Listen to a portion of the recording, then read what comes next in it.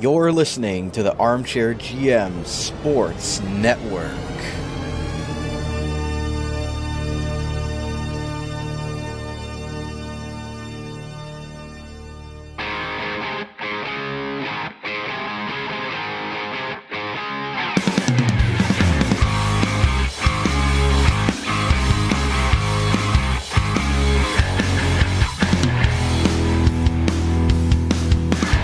This is Rod Mahood, your in-game voice of the Niagara IceDogs, and you're listening to the Dog Pound Podcast on the Armchair GM Sports Network, your podcast source for all game analysis, team interviews, and up-to-date news regarding the Niagara IceDogs. Perlini!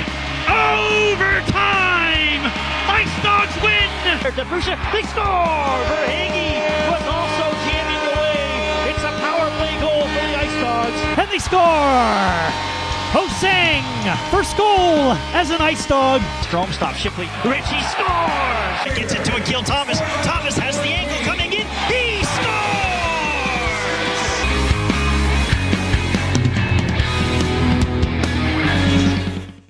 Welcome into another Niagara IceDogs game recap right here on the Dog Pound Podcast, the official podcast of your Niagara IceDogs, proudly brought to you by Global Pet Foods, where pets are undeniably part of the family in all four of their great Niagara region locations. Brandon Caputo and Cam Halbert are with you to break down the IceDogs 4-3 victory over the Oshawa Generals here on a Thursday night. Thank you to everybody tuning in to live on our Armchair GM Sports Network YouTube channel on the live stream, and thank you to those listening the next day on your favorite on-demand audio platforms. Make sure to give us a follow at Dog Pound Podcast on X to stay up to date with all of our IceDogs coverage.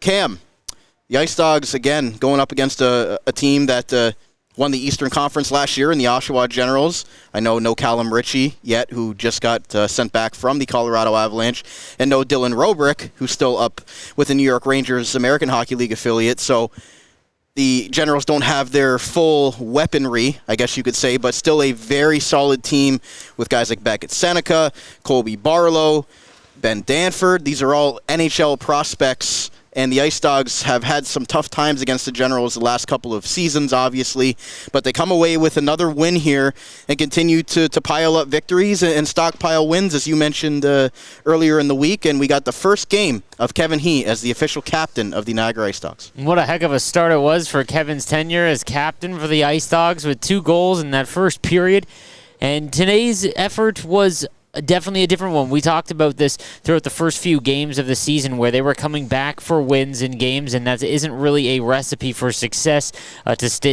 to sustain it the entire season. And I've talked about how there'd been a few games where the game specifically against Owen Sound, one of their losses, as well as that one against North Bay as well, where they were up by, I believe it was 5-1, and ended up almost losing that one. They didn't look like they had a full grasp of what it's going to be like to have to win games after you're leading after a few periods. And tonight was a great example of how to bear down, and they blew the 2-goal lead in the third period after looking like they just were trying to run out the clock. But I will say that, before some penalty trouble and some, again, odd calls, not just on the IceDogs, but on both sides. They were very strict, I guess would be the right way to say it, in terms of, after the whistle shenanigans. But nonetheless, they give up a power play goal late, and then they get one themselves to give them the lead once again late in the third period. And then I thought, again, it was a great team effort to kill the clock out and secure the big win to remain atop the Eastern Conference as they hold off North Bay, who is right behind them at one point. Like, at some point, North Bay's got to go away, I think. At some point. But, we'll hear from IceDogs head coach Ben Boudreau tonight in the Wild Bills Auto Repair postgame, as well as our Cully's player interview with goaltender Owen Flores, who comes back. Obviously, this is his second game back after that suspension that he received for fighting Jack Ivankovic, which seems like so long ago. Seems like a season ago at this point. But, Cam, before we get going with all the game sets and everything like that, quickly break down the IceDogs lineup for us. Obviously, no more Gavin Bryant on the scratch list, so they only had Rafik Dianov, Matthew Paris, and Nick Frasca up here in the press box. However, they did have Charlie Hoddle start in warm-ups, but he ended up being the scratch, so they went with 7 defensemen tonight. Darcy DeWatcher got a few shifts in there as well. But what did you think of the way Ben Boudreau structured it tonight? Well, we talked about how Max Creek got rewarded for some of his early season success by getting to jump up to that first line with Kevin and Loshko. And last game, unfortunately, it just was probably his worst game of his career so far, and maybe looked like it might be a little too early to let him run on the top line as a 16-year-old. But Ben went back with him again in this one, and he was the catalyst of their third goal. He held on the break, and he held off 2 defenders and was able to send it over to I believe it was Loshko to get the 3-1 lead there. So seeing them go back to Max again as a 16-year-old rookie and keep him on the first line definitely showed some confidence in him, and he returned the favor. He looked great after a nice bounce back there. Second line of Wasselin, Asadorian, and Roberg, that's quickly becoming a staple, and I don't know if that's going to change at all throughout the season, as not a lot from them offensively, but they did their job. They didn't really give anything up, and a quiet game from Wasselin, I thought, but again, I think that he's just still trying to figure it out, and he's still has those flashes of brilliance. So I thought it was a really strong game, particularly from Asadorian, and particularly he's the one that drew the 4-minute penalty at the end of the game as well. So third line, Levin, Zada, and Sean Doherty. Zada's best game. He was going from the start. You saw the extra pep in his step for Kevin He, obviously being named captain, I think, so he came firing out of the gates, but Zada was hitting everyone. He was involved in the play. I thought that it was really, really good for him, and he drew a couple penalties. I just thought that he played great top to bottom, and he's becoming that agitator that we thought we might see after his rookie year, because now he's got the confidence in the league, and definitely becoming one of those agitators. Fourth line was Gallianov with Mason Ray, as well as Charlie Hoddles, but he was scratched, so there was a rotator on that fourth line. I thought that the difference tonight was, you can see the difference between a championship contender and more than likely in the Oshawa Generals, again, when they get their full catalog of players back, when they get Callum Ritchie, as well as if they get Ryan Robert's brother Dylan back in the lineup. When they get them back, man, this team is going to be a powerhouse. But you saw it particularly when the fourth line was out, and again, they were undermanned. They only dressed 11 forwards, but they really got hemmed in their zone quite a bit, and you saw the difference of a playoff team and a championship contender, I think. But they did their job and kind of hung in there. Flores really came up big, especially when the fourth line struggled a little bit. But no, an impressive performance by them to really just kind of hold on when they were on the ice.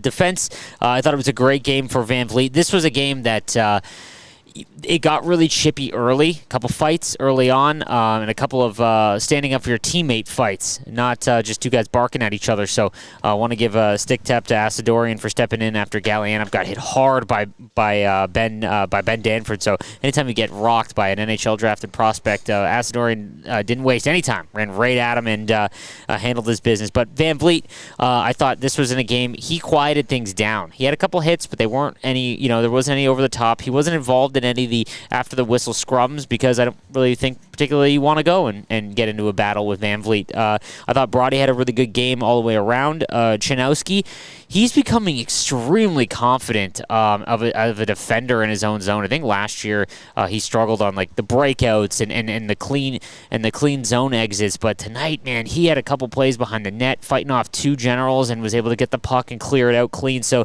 level we're seeing from him with Virgilio, and then the third pair of Blair Scott as well as Andrew Wysick. A nice pair, because you've got one really strong skater in Wysick and one really strong physical presence in Blair Scott, who also had a tilt, having to defend himself after a hit in the corner in the first. So, again, top to bottom, I thought the lineup showed that, the growing pains of being a rough team for a few years. Again, you have to learn how to win when you're winning, and I thought this was a great step in that direction, because, again, they blow the lead, but they don't blow the game. They bear down, and they get things done.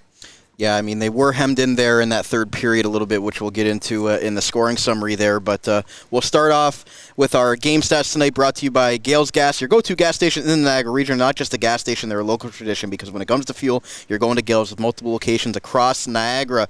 Shots on net, Cam, 33-25 in favor of the Jennies.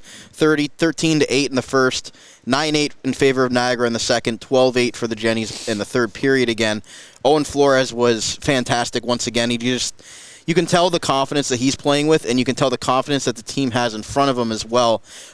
Just going to show that he really is taking a step as an elite goaltender in his overage season here. But shots on net, what did you think there tonight? It kind of made sense just because, again, I thought that they were trying to kill the clock in the third period, and I don't hate that. It really looked like there was an emphasis to flip the puck and not get an icing.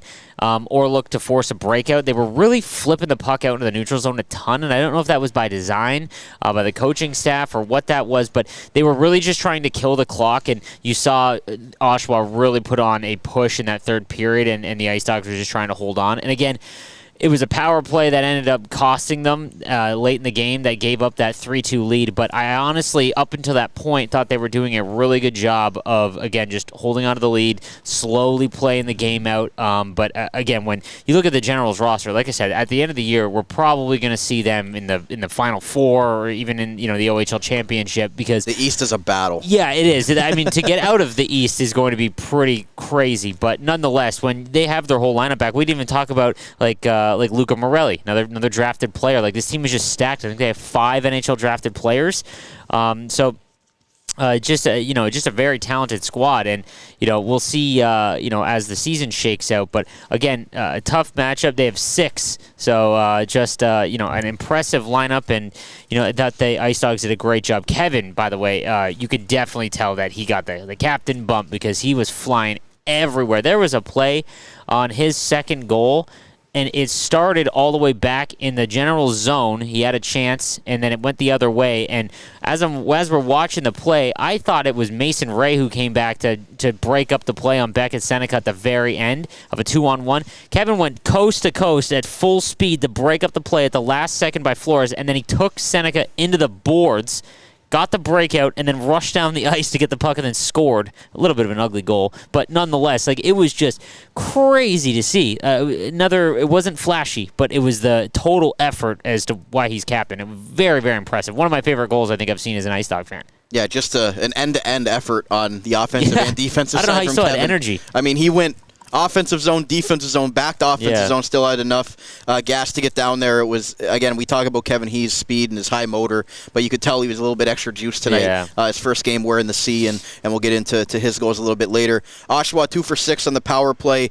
Niagara 1 for 4. Niagara got in a little bit of penalty trouble in this game, Cam, and it cost them a few goals. The 5-on-3, they took 2 penalties in the same shift. Van Vliet got called for, I believe it was roughing or something like that, and then Brody gets teed up for unsportsmanlike conduct, which wasn't the first time that Niagara would get one in tonight's game. Zada got one later for diving. So Niagara again gets themselves into some penalty trouble, but the Generals, 4 of 6 on the penalty kill against that team. Yeah. I think you'd take that. No, absolutely. And I thought that they did a half-decent job on the penalty kill. There really wasn't like Flores did fantastic, really kept them in it. And again, the penalties, the unsportsmanlike stuff, they are very again, you can hear it when we're at the Meridian Centre, but they're very vocal on the bench, and I don't hate that. They're sticking up for each other. The Asadorian fight, by the way, that was against a big NHL play, Ben Danford, right? So, and he didn't hesitate after Danford got Gallianov with his head down center ice. Gally was okay, but I don't know if you see that last year. Maybe not. Maybe from someone else. Maybe Federico. Something. Someone whose job is kind of that. But you really get a sense of these guys have been. They stayed together. They haven't made any moves, and it has really shown that they are a unit. And but you hear it on the bench quite a bit that they're getting awfully lippy sometimes, and the refs are making quick work to stop it.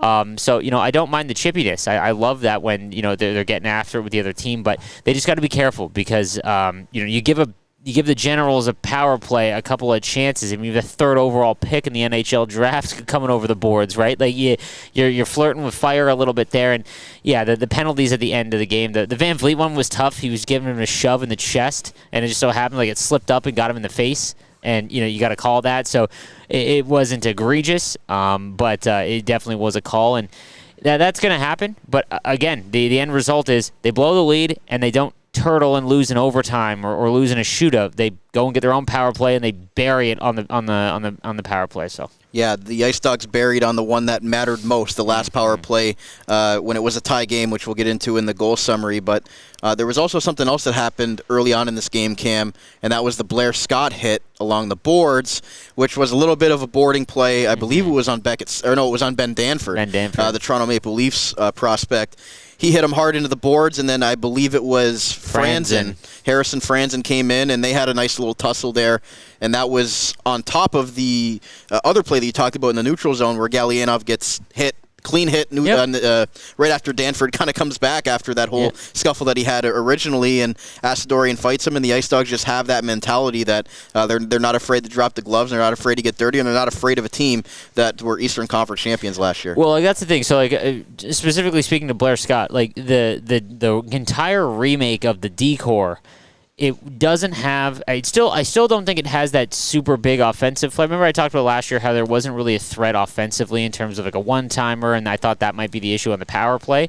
But in terms of physicality, the IceDogs have a fantastic physical defense, and Blair Scott, he gave it to the crowd afterwards after he stood up for himself and fought and fought Franzen. So, I love that, and I love the flair that he's bringing. But so did Van Vliet, and Virgilio and Brody. Like, they don't shy away from the rough stuff, and I think that's important because you've got so many good offensive players that it just complements it very well. And then we go to the faceoffs, 31-29 in favor of the Generals. The IceDogs' best faceoff men tonight on the dot were Alex Asadorian, 10 of 16, Andre Loshko, 10 of 22, Mason Ray, 5 of 9, Ethan Zada, 3 of 9. But I know that you mentioned late in the game where the IceDogs kept trying to fire it down the end for the empty netter. Andre Loshko had to take 3 defensive zone faceoffs in the dying seconds of that game, and I believe he won 2 of the 3.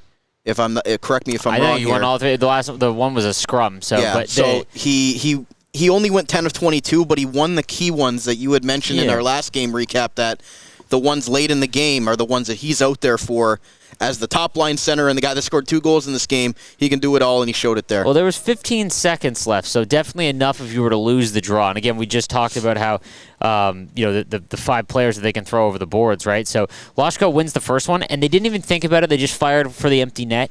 And the first one, okay, I understand. They did it again, but the second one, Loshko won, and I think they had more than enough time to hold on to it in the corner and kill the clock. But again, I think it was Brody. I didn't get a chance to look at the player that fired it down again. So they had to do a third one, and Loshko won the third one as well to kind of ice the game.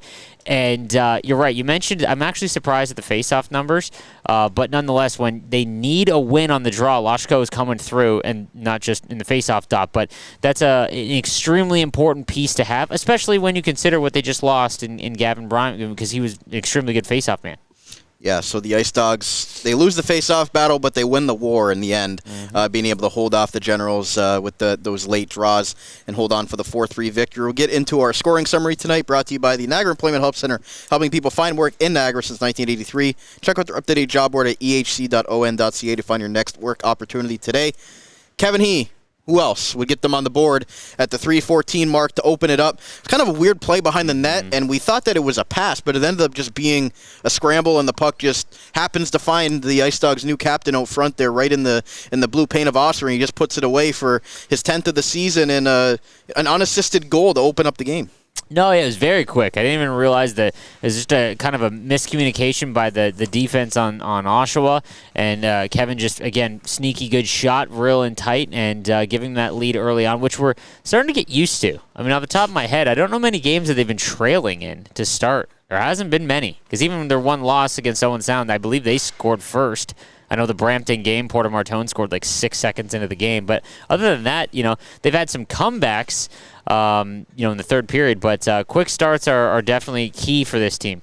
And then Kevin He gets them on the board again at the 12:03 mark, and that was the play that you were talking about earlier, Cam, where he makes the defensive play on Seneca, is able to tie him up along the boards, get up the ice, and it was a weird play because Oster had the puck, but Kevin He was in deep pursuit of that puck.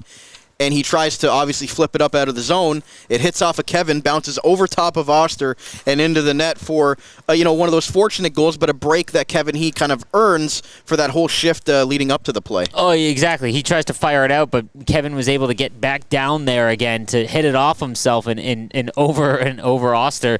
Like I said, probably the ugliest goal that Kevin's going to score potentially in his career, but he earned it. Like I said, the play to break up Seneca, I'm almost positive that's a goal because it was a cross-crease pass right through the middle, and Seneca was all alone by himself. And again, it came out of nowhere. I didn't even realize it was Kevin. I was so stunned when I realized, because then he took him into the boards after following the puck, but I just could not believe that it was Kevin who got back to lift Seneca's stick to break that play up. And then the wherewithal to, I don't know, somehow beat every single other player when he started back below the faceoff dot. That play was so wild to me to watch. So definitely a goal that was earned.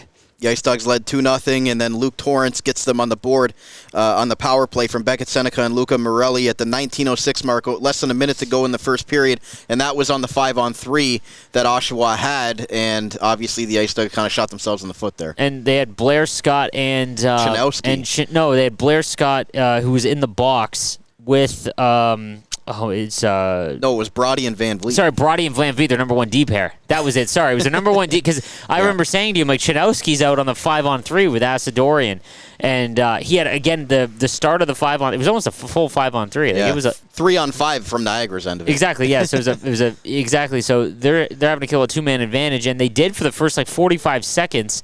And I thought Chanowski did a great job, but again, a 5-on-3 against this team is brutal, and sure enough, in that final minute, it was tough to give up that goal, but good on them to not give up another one to end the period at 2, so they take the lead into the second. And then Lashko is able to extend their lead with his 6th goal of the season for the Seattle Kraken prospect, taking the pass from Max Creed. I think Creed just tried to fed it towards the net, and hopefully Kevin He or Lashko were going to get there. And I don't know if I thought maybe Kevin He made that play where he left it for Lashko, but it could have just because he was getting tied up and it went right onto Lashko's stick, and he's able to kind of fire that one in for his 6th. But a momentum-changing goal, as you mentioned, because instead of being a tie game, it's 3-1 for the IceDogs, and the Generals have to come back down from 2. Well, on that play, it was a very ugly pass from Max, but the zone entry, there was 2 defenders from Oshawa that tried to crush him against the boards at the blue line, and he was able to somehow keep the puck and squeak by. This is a 16-year-old, and he was able to squeak by and get along the boards. And his backhand pass there was no settling. It just fluttered right through the middle and somehow landed on Lashko's stick. And again, I think that when you've got a NHL drafted prospect forward that's had a very good junior career, you can't leave those guys alone, and Oster didn't really have much of a shot on that one. It was 5 feet in front of the net. And Andre Lashko, again, the reason why the IceDogs have made the decision that they did to obviously move on from their captain, Gavin Bryant, because Lashko has been everything that they could have expected and wanted as a number 1 center on this team. But for Max Crete, as you mentioned, a 16-year-old, to be up there playing with Kevin He and Andre Lashko, 2 NHL drafted players, that's a lot of pressure for a young man, but it seems like he's welcoming that because he knows what his role is. He doesn't have to be the driver of offense on that play. He has to be the guy that goes in the corners and, as you mentioned, along the boards, get them the puck, and then the rest will take care of itself. Well, and he's also a quick skater, right? So I think that's what allows him to stay up there. Again, I'm really impressed with head coach Ben Boudreau and giving him a second game. Again, I thought that was the game prior. I thought was his worst game as an IceDog, and I don't think it was bad. It looked like someone who might be over his head just early on in his career. And we saw it with Zada and Rubrick. They struggled a little bit early on in their career too, and this game, again, he looked every bit the part of that first line, and I thought he did a great job. In that play specifically, it was really nice to see because he worked hard and took a big hit along the boards to make it happen, and just to get rewarded with the point is nice. Also, want to point out that Andre Lashko is currently 8th in the league in points. So, again, just kind of highlighting how important he has been to this team. And we won't hear the end of him by the end of this, but Tyler O'Toole gets the Generals on the board early in the 3rd period there. The goal was reviewed. The IceDogs challenged it for possible goaltender interference on Flores as he was going cross-crease on his pad. It was deemed that it was a good goal. Tip the cap to the Generals on that one to cut it to 1 goal. but we get late into the third period there, and the IceDogs, again, on another unfortunate penalty that they take, give the Generals a chance on the power play, and it's Anaheim Ducks' third overall pick from this last year. Beckett Seneca being able to pot that goal from Luca Morelli and Owen Griffin to tie the game. And again, that's a tough one for the IceDogs, and they have to try to persevere again. Yeah, and I thought that when that goal went in, you can kind of feel it coming, just because, again, you give that teams that many power play opportunities late in the game that you could definitely feel that the IceDogs were just trying to kill the clock out. There was nothing he could do. That's a one-timer from the face-off dot, that beats Flores. There's not many goalies in the league that are going to be able to stop that. So just a tough ending there. And then the IceDogs actually get a late power play of their own after the bench was pretty adamant during the game about some certain plays that could have been resulted in calls that weren't. But they got one when it mattered late in the game, and Matt Virgilio is able to find Andre Loshko, who buries it on the right circle. Just a great shot there from the Seattle Kraken prospect. Up to 7 goals on the season, second of the night for him. 2 goals for 2 goals for Loshko, and that ends up being the game winner for the IceDogs. No, and it's funny because I had just mentioned that right before that shot that he is having. Remember how we talked earlier about how they were just earlier in the season that Loshko, whenever they fed him a one-timer, it was always in his feet, or he couldn't get a clean one-timer through. In this game, he had healed like 3 or 4 one-timers, and it had just happened earlier in that power play. And I was like, I remember saying, or about to lean over to you saying, I wonder if they're going to avoid that on this one. And sure enough, I believe it was Broad, he sent it right to him, and he just slammed one home. So what do I know? But he finally got a hold of one tonight, and we saw why he's been so good offensively. To also just talk about some of the other IceDogs performing well in terms of overall points in the standings. Kevin He now up to 20 points, on pace quietly for 136. I don't know if that's achievable, but hey, who knows? He's played unbelievable. Andre Loshko in 8th overall in league scoring. And then you have, Ryan Roberk at 30th with 11 points in 7 games. So just offensively, the team looks completely different. And how many games is that now that Flores still undefeated? Or I believe, 6-0? Yes. Yep. 6-0. Hasn't given up more than 3 goals in a game. Yeah, Ben Boudreau keeps bringing that up in the postgame, too. You look at it's game by game for Owen Flores, 2-2-3, 1-3-3. So he has not given up more than 3 goals in any of his 6 starts and remains undefeated, 6-0 on the year. It's again, this is the difference I think than that he brings to the team, and why they ended up having to move Kevin Bryant. Again, just is simply because he makes everyone play more comfortable. You can tell that they have confidence in him. That all those power plays at the end, it was, he was smothering pucks. There was no rebounds, right? And obviously they give up the goals late, but they aren't on him. And another good thing I want to point out about the team is they're really not giving up any breakaways this year. And I just want to point out, because I remember last year, my goodness, the amount of breakaways that Flores faced in the season was just absurd. And they didn't really give up any this night. Seneca had one that was pretty crazy, but you saw why he was drafted so high. My goodness, can he skate when he gets going?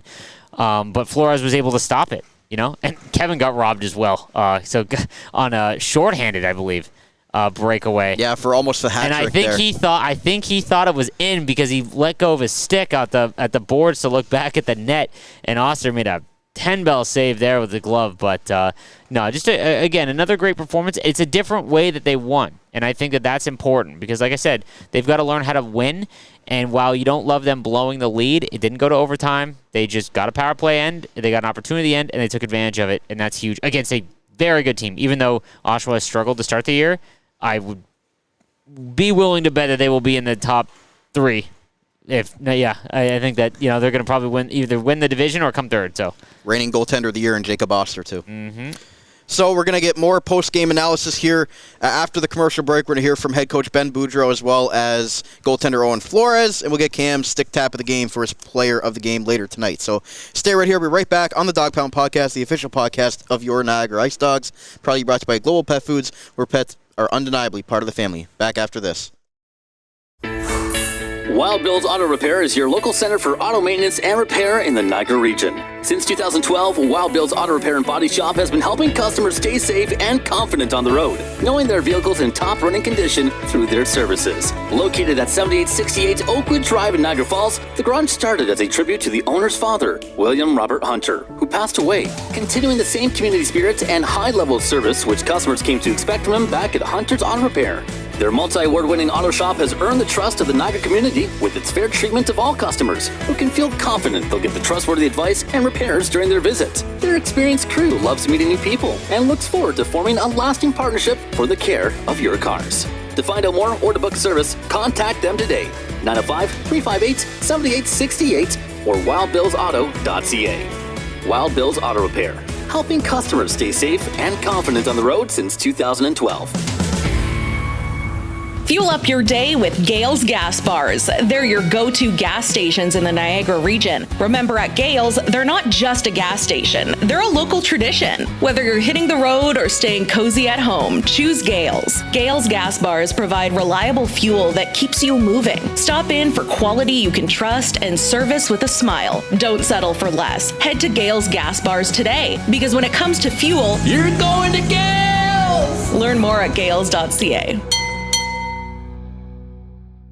In the Niagara region, Global Pet Foods is your destination for premium pet nutrition and caring expertise. Whether you've welcomed a new furry family member or need advice on top quality nutrition, their dedicated staff is ready to help.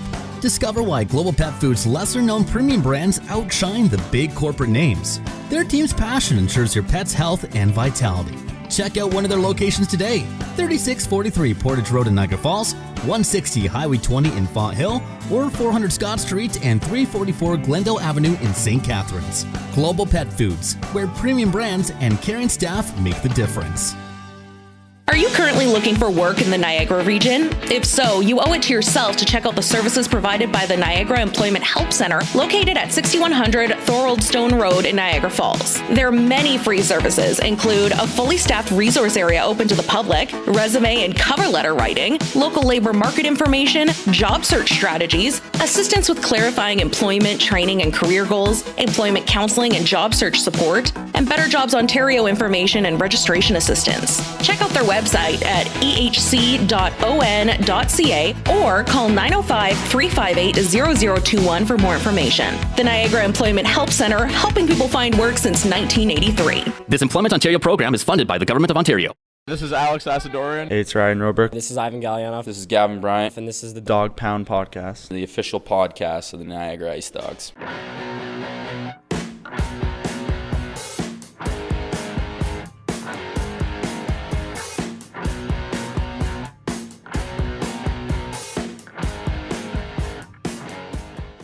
Welcome back to part 2 of today's Niagara IceDogs game recap right here on the Dog Pound Podcast, the official podcast of your Niagara IceDogs, proudly brought to you by Global Pet Foods, where pets are undeniably part of the family in all 4 of their great Niagara region locations. Brandon Caputo and Cam Halbert are back with you, continuing to break down the IceDogs' 4-3 victory over last season's Eastern Conference champion Oshawa Generals here on a Thursday night in front of 2,788 at the Meridian Centre. Thank you to everybody tuning in tonight live on our YouTube live stream and the Armchair GM Sports Network YouTube channel. And thank you to everybody listening the next day on your favorite on-demand audio platform. So, Cam, before we get to IceDogs head coach Ben Boudreau for his post-game thoughts, the IceDogs are in tough here with a 3-3. They got to go to Sarnia and Windsor the next 2 nights. 2 teams that are doing very well. Niagara and Windsor are the 2 worst teams in the OHL last year. Both are on the CHL top 10 power rankings after week 3, which is incredible to think about. You know, and they're sitting atop the standings. They're picking up all the points. They're not really losing out on any points right now. They're not, leading and then, they come away with no points when they should have came away with 2. Like, they're coming away with points and banking points right now when they're going to lose guys like Wasslin, or who knows if they lose more players, knock on wood, not to injury, but to tournaments and other things like that they're able to remain above water.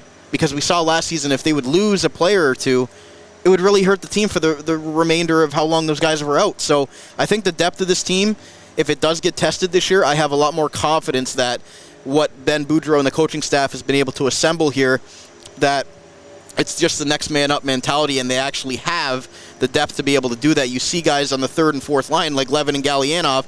Those were guys that were top-line players last year, so they can move up and down the lineup. You got guys like Doherty. It's just nice to be able to know that if Kevin and Loshko get locked down, that they have players that can step in and do the job. No, and that's been a big thing. I mean, we had we highlighted Mason Ray a few games ago about how great he's played, and finally the bottom six is starting to contribute. But how crazy is that Windsor, Sarnia, and Niagara all near the top of their respective divisions, and they were in the bottom four last year.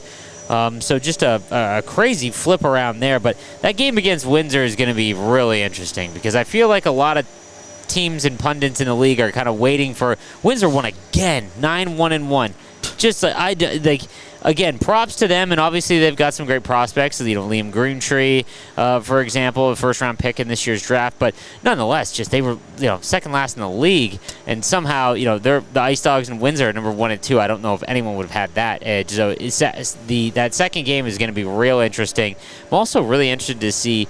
You said 3 and 3, correct? Yep. Yeah, very interested to see the goaltending standings there because I could see a scenario in which if Flores gets tomorrow, a third. Yeah, it'll be real interesting to see how that goes because Ben has talked about it. If you're winning, you're in, and I think that he knows how important it is at banking these points as well. I mean, just again, I look at it every day, but they're 8 points up on a playoff spot.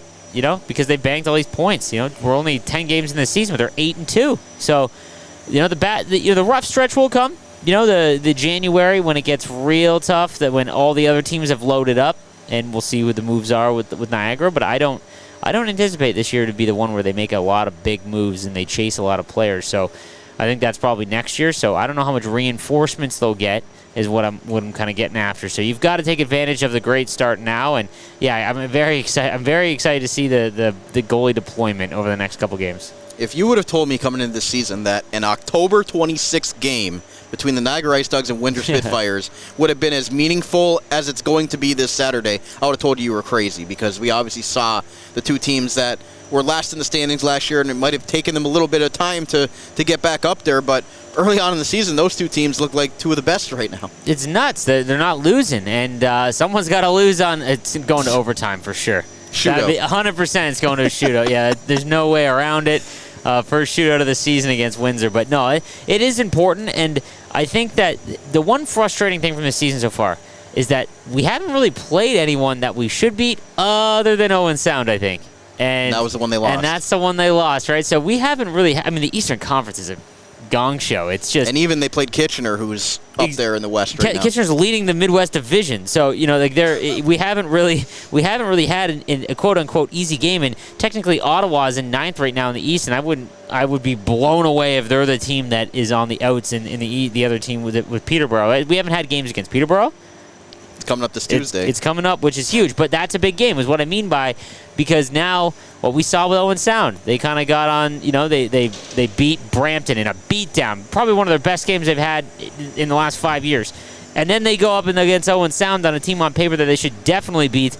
And again, Tuesday, like you mentioned, depending on how the weekend goes, they maybe we'll see if they're feeling themselves or if they're more prepared this time.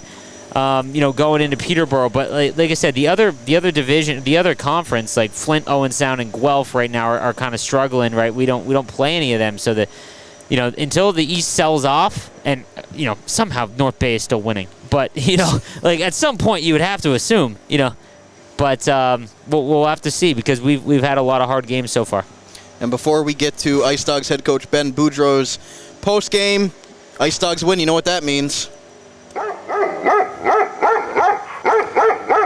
Free dog treat at participating Global Pet Foods tomorrow or today, Friday. The two locations in St. Catharines, one in Fonthill, one in Niagara Falls. Go down and get a free dog treat from our friends at Global Pet Foods, courtesy of the Niagara IceDogs getting the big victory here tonight, and tell them the Dog Pound podcast sent you. So with that said, Cam, we're going to get to our post game tonight with IceDogs head coach Ben Boudreau. As always, it's brought to you by Wild Bill's Auto Repair, helping customers stay safe and confident on the road in Niagara since 2012 in honor of the late William Robert Hunter. Let's hear what the IceDogs head coach had to say following his team's 4-3 victory against the Oshawa Generals. Nice win tonight again. You seem to be finding ways to win this year where you found ways to lose last year. And is there any one thing you could put your finger on as to why? Good teams find ways to win, and I just think it's a mindset, it's a mentality right now. Especially those first 4 games of the year gave us some confidence. Beating some of the top dogs. So when we go in, we used to fear some of those teams. I mean, being a 20th place team all year, you were looking up knowing that you're the underdog every single game, and we have to be at our best knowing. Right now, everybody's gunning for the top position, and that's the one that we hold right now. So we can't take games off, and we like having that feeling of being one of those targets. And we feel like it's Niagara versus everybody. That's an old motto that I think the IceDogs used to have, and that's generally what it feels right now. So any kind of win feels that much better. Absolutely. They tied it up with that goal there, 3-3. You came right back. How great was that to answer right away and not let them get that momentum? Oh, it's great. I mean, the trend for our team right now is like that resiliency. If you go back to the Kingston game last year, first shot, I think we lost 8-0 or 8-1 or something like that. We used to fold at any sort of adversity. Right now, we find a way to have pushback, and that's a mentality that we have is, it's a bend, don't break, and keep going. And when we needed the power play, we needed our big guys to step up in the big moments. They did, and that's what you need to win us hockey games. Sure. Flo got off to such a great start, off obviously for the suspension. He's come right back, not lost a step, it seems. How great has it been to have a goalie that consistent for you? Well, it's unbelievable. It's what you need, especially to win in this league. You got to ride those guys. And to be honest, the Gavin Bryant decision is really tough because he's such a well-loved human being in the community, on the ice, in the room, especially by the coaching staff. But you can see Loshko with 2 goals, Van Vliet shutting down the top guys 5-on-5, Owen Flores. I mean, it really sucked for Gavin, but it sort of eases that decision that we had to make, which was as painful when you have a performance like that and you keep stockpiling wins. So Owen Flores, unbelievable out there. And he's been everything that you'd hoped he'd be. Absolutely. Thanks. Did you have any worries at all after Gavin went that could affect team chemistry? 100%. He's a great captain, a true human being. I mean, I hope my boys grow up to be even a fraction as nice of a human being that guy is. And so you're worried about it because, he was very well loved and you knew that it made an impact. But I thought the young professionals we had in that room put business first, and we took care of that tonight. You're going to see him. Well, you might see him again next Tuesday. We're definitely going to see him. I don't think he's going to have lineup any action until he's cleared. I don't think he's cleared until November 3rd. So for us, he may be there, and I hope to see him, just not on the ice. He can jump on the ice after we visit Peterborough. Now, the never give up attitude, have you been sensing that on the bench since the get-go this year? Well, I mean, we didn't know what we had, really. That's something that we're just finding out right now. I mean, this isn't a third year with a young core. I mean, this is my first full season as a head coach, and we're finding ways to win. We are developing our identity as we go. Of course, we want to be, a certain style in a certain way, but you have to go through the trenches and find that out through battle and through your day-to-day process. So we're a resilient group, but yeah, that's an identity that we're just figuring it out right now. Okay, thanks. Thank you. Coach, what was the decision to name Kevin the next captain right away? Obviously, you've seen him on and off the ice. Was that an easy decision there once Gavin was traded away that you wanted to go about that right away? Yeah, I kind of remember doing the same thing last year when we traded Lavoie and for Gavin right away, and then we did Kevin He, which I thought was pretty good. He is the first draft pick under the new ownership, Darren Dobler, if I'm not mistaken. The first draft pick that the Niagara IceDogs have had in the last 6 years. He set rookie records, tying Akil Thomas. I mean, the guy has been the face of this organization, both on the ice and inside the community as well. He's extremely well loved. He's a great ambassador for the IceDogs, and with all the accolades on the ice, he's a superhuman off it at the same time too. A high pick, and I think that kid is going to be able to really lead our team going forward, as he's been doing with a lot of our wins so far. And obviously, moving Gavin Bryant, that means your overagers are set now. Loshko, Van Vliet, Flores. How confident are you with those 3 guys and making that tough decision that a guy that hasn't played all year, he's been around, but these are the guys on the ice that have been, being able to help you guys be successful. So how confident are you in the 3 overagers that it's going to ride with the rest of the year? I'm confident, very confident. I mean, Flores has proven his ability, proven his worth. and any time that he's in the pipes, he's given us a chance to win. He hasn't played a game yet where he's given up more than 3 goals in 60 minutes, which is a pretty incredible stat. Obviously, Loshko, game winner. I mean, he's in the league lead, I think, in top 20 in scoring right now, huge. And then obviously Van Vliet defensively, when you look at all their wins, not giving up more than 3. He's a huge part of that. He's only got 2 assists, but I think he was +9 before entering into this game. So, I mean, that's something really to be said about his presence. And Gavin is one of the best human beings I've ever met. I mean, my heart absolutely split when we had to make that decision from a management and understand what he was going through, because that kid deserves the world. He's a true ambassador to this game. He's an unbelievable captain. And to be honest, if Peterborough's out, I really hope he's able to jump into a team because he deserves an opportunity to play the playoffs from what he's been through. So we love Gavin, but as far as taking emotions aside, logically, right now with the way those 3 always are playing, that was the logical choice. And moving forward right now, you've got, as you mentioned, only 1 right shot forward on this team. So how do you go about the power play setup on the forward side when you know that you have to overcompensate for a bunch of left shots? You got some defensemen that are right shots, but as far as forwards, you only have 1. How does that kind of go about strategy changes for you up there? Well, you try to make it work as much as possible. I mean, ideally you want a righty, especially down on the goal line. And Dortz is inside the top 9, but he's not on the power play right now. And so yeah, it's difficult. But you got to work with what you have right now. And so far, I think the power play has been clicking. I think we're ended up 1 for 4. We had a 3-second power play right there. We had a lot of opportunities, and tonight it really helped us win the game. So I thought it was big to come through at the end. And lastly, what's the message as you go on the road now? A tough 3-3 with 2 games up in Sarnia and Windsor after just battling tonight. What do you hope to see for the rest of the weekend? Yeah, we got short-term goals and long-term goals at the same time. Short-term every single week is to win the week, and when you pile that up over 24 weeks, you're going to be in the playoffs, which is the long-term goal. So for us, we're 2 out of 6, 1 more win, 1 more point even in a game, and you guarantee that you don't lose the week. And I think this is a great trend that we got to keep going. So right now, yeah, we want to win 2, but we can't put 1 game of more importance in front of the other. So we know we got a really good Sarnia team. I respect their coach Letang a lot on that side. World Juniors guy. They know that they're going to be prepared. And Sam, when you sit at the top of the league, you know everybody's going to be hunting here for you. So we got to be ready to play our first road game tomorrow. Best of luck on the road, Coach. Thank you, guys. There was IceDogs head coach Ben Boudreau on the Wild Bills auto repair post game.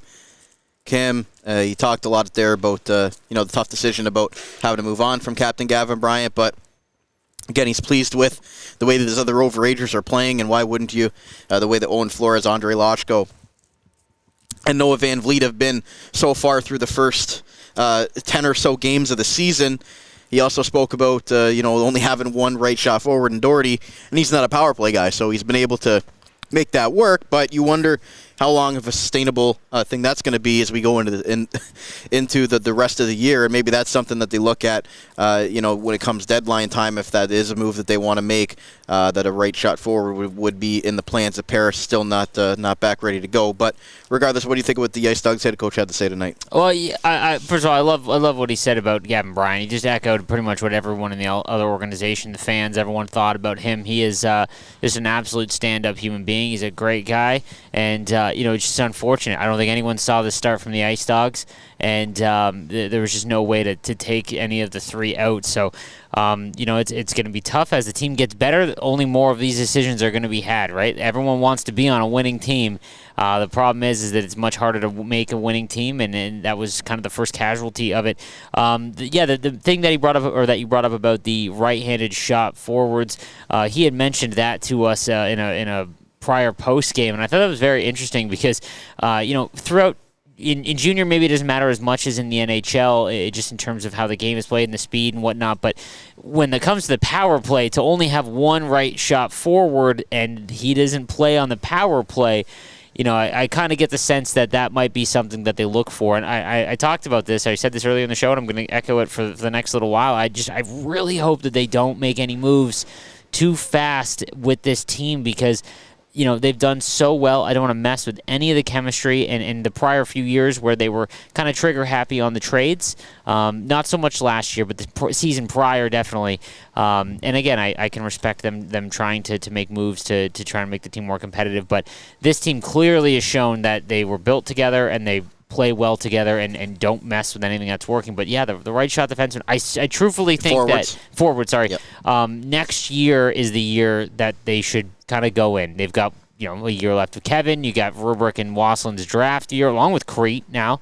You've got Zada. Exactly, Zada was just named to the central scouting list. And so he might get drafted this year. I just don't want them to go a year early, and then we're in a rough spot, right? So it's tough because you can't trade your first round pick, right?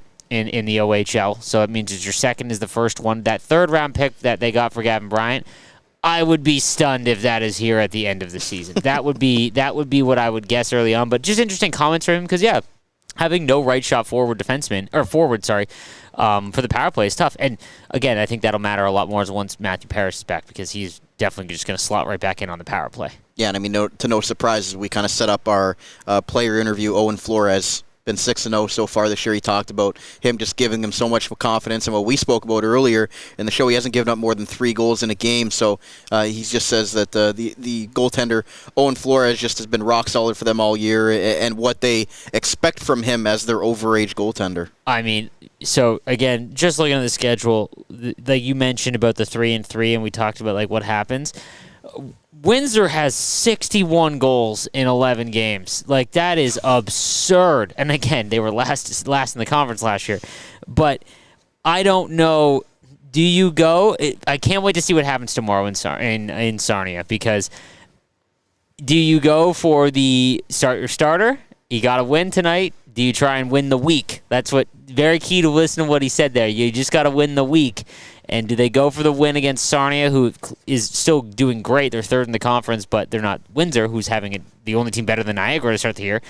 And then do you throw Charlie Robertson in a 3-3 in Windsor against the hottest team in the OHL? Right? It's just tough because that could be the situation. Or do they put Robertson in tomorrow night against Sarnia and maybe take the risk? And then you've got to try and beat Windsor on your third game, and you put Flores in. I would bet that it'll be very tough for Flores to not play Windsor. He is going to want to play, and even if he plays Sarnia. It's unfortunate it's the end of the 3-3. That's the thing. If it was that game was tonight, it wouldn't have really been an issue. But because that game is the third game, it's going to make. I'm very excited to see what happens tomorrow, because I would be willing to bet that Flores starts against Sarnia, and win or lose, if they win, then Robertson probably goes in against Windsor. But if they lose, I don't know. Very, very curious to see what happens. And it's also, you heard the comments afterwards that, they needed Robertson to be better in his 4-game stint when Flores was gone. And that he's very hard on his goalies. He needs them to make saves. And when they don't,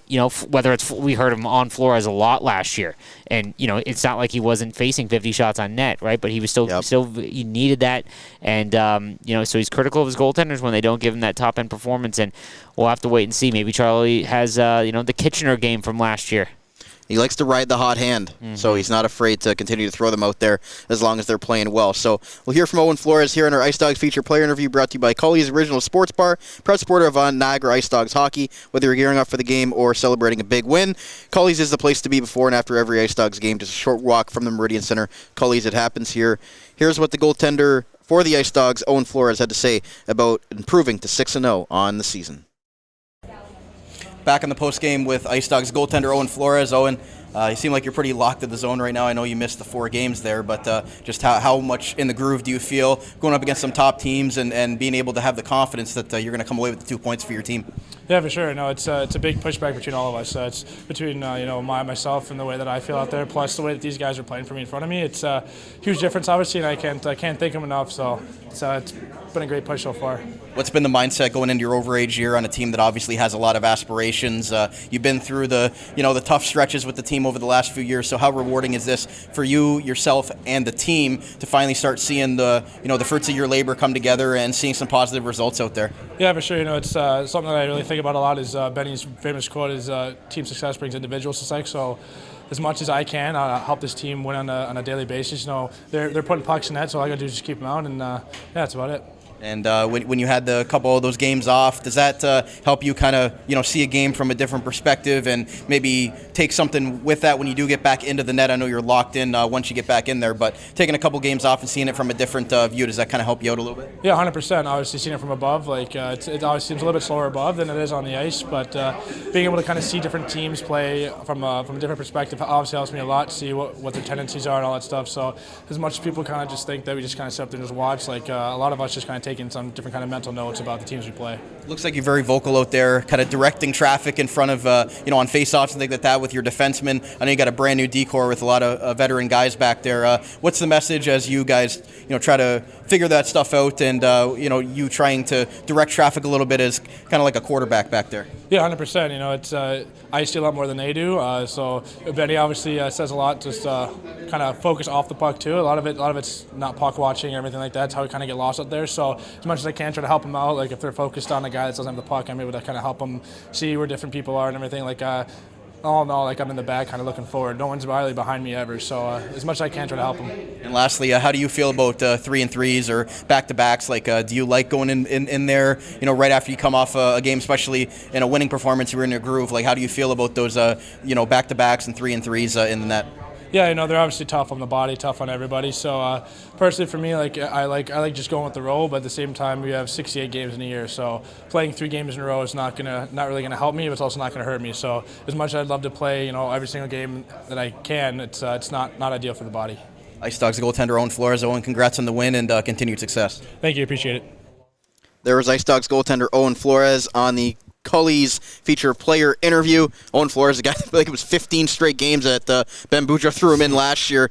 That was a crazy stretch, and I still don't know what the reasoning was with that. But we see this year, can't complain about what Owen Flores has been giving you. 6-0 start. You talked about we talked about it there, about his confidence and just seeing the puck, very confident, directing traffic, things like that. I know we've talked about him a lot on this show and as of late, but we talk about Kevin He and Loshko and Rubrick and guys like that, but Owen Flores right now is got to be in the conversation for the team MVP as well. Oh, absolutely. And you just forget about him because that's the thing. Even as a fan, when there's a 2-on-1 or sustained pressure, you're not as nervous when something gets thrown towards the net. He has been fantastic since he came over from London, I believe. Yep. A few years ago, and kind of a surprise trade because that was when we had Costanzo. So just it was out of nowhere kind of deal, and he has been just fantastic to watch. He's awfully fiery, and sometimes it costs him a few games, but nonetheless, listen to what he says. I think that because this team is operating like they are going to make the playoffs. That after listening to what he said about the 3-and-3, it's they only play 68 games in a season. It's still very hard on the body, but he will do what he's asked to do. I think now to revise what my guess is. I think that I'd be very surprised if Robertson doesn't play against Sarnia now. I don't know, man. It's gonna be I can't. This is the first time.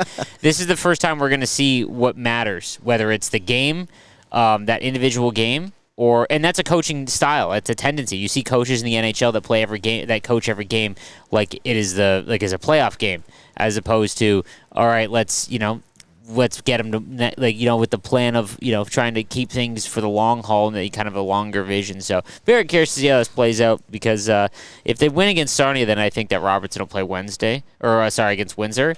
But if they lose to Sarnia. That's what I'm interested to see. But they're not going to lose to Sarnia, so it doesn't matter. Or tonight if you're listening to this the next day. Exactly. Regardless, we're going to get out of here, but before we do that, we're going to put Cam on the spot with our stick tap of the game, brought to you by Hockey Stick Man. Pro stock hockey sticks for major junior teams right up to NHL teams for half the retail price. A stress-free shopping experience from start to finish. Check them out at hockeystickman.ca to join their mission of saving hockey families money. Cam, a lot of options tonight. You go with Owen Flores, go with Kevin He, 2 goals, Andre Loshko, 2 goals. Who do you got? Okay, I'm going to continue my trend of not going to the box score because any of the 3 you just named were all very deserving of this.